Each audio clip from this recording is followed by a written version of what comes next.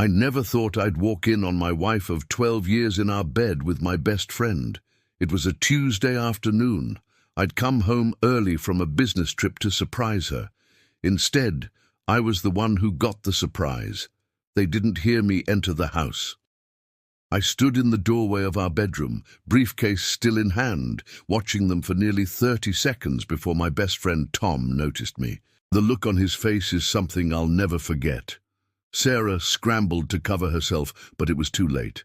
"It's not what it looks like," she said. The most cliché line in the history of being caught cheating.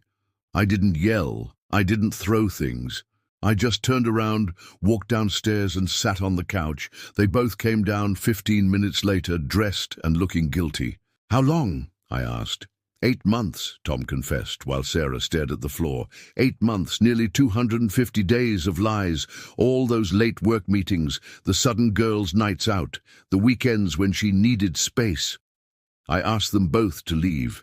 Sarah begged to explain, but I couldn't bear to hear her voice. Tom tried to apologize. The same man who had been my best man at our wedding. That night, alone in our house, I didn't cry. I felt strangely calm, like I was watching someone else's life fall apart. I slept on the couch because I couldn't face our bed. The next morning I called a lawyer. By afternoon, I'd emptied our joint accounts of my portion of the money and rented an apartment across town. 3 months later, the divorce was final. Sarah got the house, but I got my freedom. Here's the strange part. Catching my wife cheating turned out to be the best thing that ever happened to me.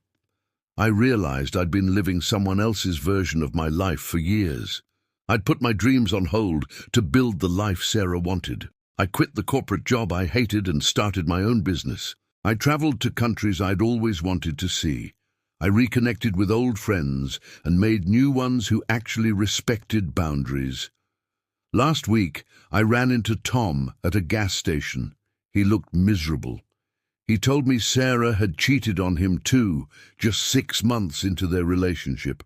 I wasn't surprised. Sometimes the most painful moments lead to the greatest transformations. I'm happier now than I've been in years. If you've gone through betrayal or are struggling to rebuild, stick around for more stories.